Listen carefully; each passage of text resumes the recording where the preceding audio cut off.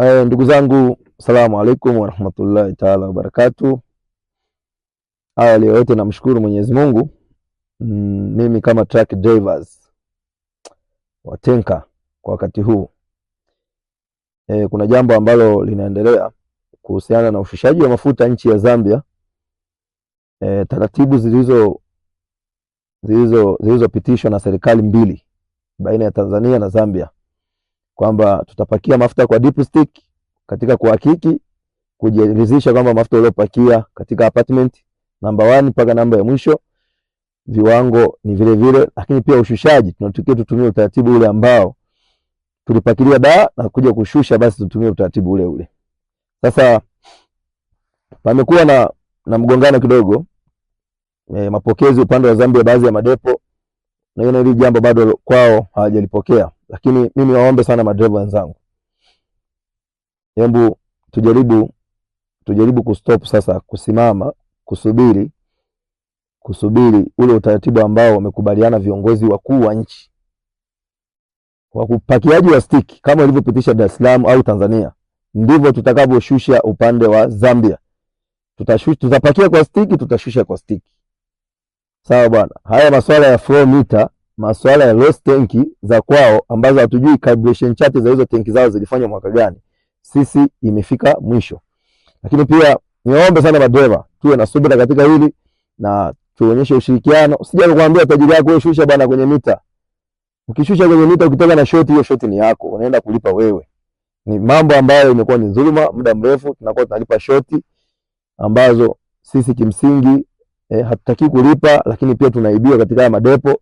Tunaporudi huko kwa ajili yetu tunajikuta tuna madeni makubwa. Wengi wao mpaka sasa hivi wamekuwa na maradhi, wengi wao hawataki hata hii kazi ya matenki. Kazi imekuwa ni ngumu.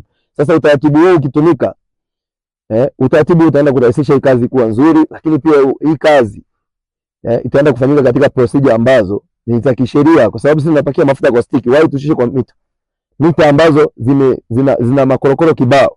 Kwa hiyo niwaombe sana ndugu zangu madereva, sisi wakurugenzi wetu tunawaheshimu sana, tunajua mchango wenu, lakini pia na sisi lazima muheshimu kwamba sisi tunaumia muda mrefu. Kuna baadhi ya madepo yamekuwa ni wezi.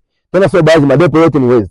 Sasa ifike mahala tuneni tukafuate utaratibu, tuneni tukafanya kazi katika misingi ambayo hata sisi ni wanadamu, hata sisi tunahitaji haki, hata sisi tunahitaji kusikilizwa, hata sisi tunahitaji kupambania kile ambacho ni haki yetu.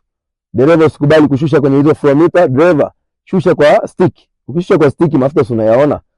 Mtu aje apime, achukue ile mita stick yako apime mafuta, atayaona. Wao inaenda kushusha kwa stick. Imefika muda tunaumia sana, lakini nashukuru serikali zetu mbili, Zambia na Tanzania, wameweza kulipitisha hili, na tunaamini sisi madereva tukiendelea kuwa na ushirikiano kama huu, tutafanikiwa na hizi nchi nyingine tutakuwa tunatumia stick, kwa sababu tumeanza na hakuna kurudi nyuma, kwamba tutakuwa tunashusha haya mafuta kwa stick.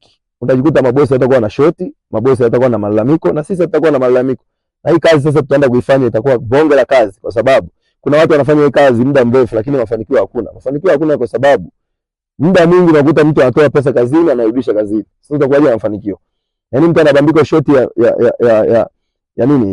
ya mita ambayo kimsingi amepeleka mafuta yake yote.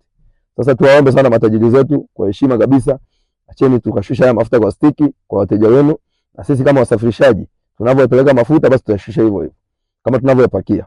Asanteni sana, niwape kongole nyingi madereva na viongozi wote wa vyama. Big up, na sisi tuko tayari kuwapa ushirikiano na kufanya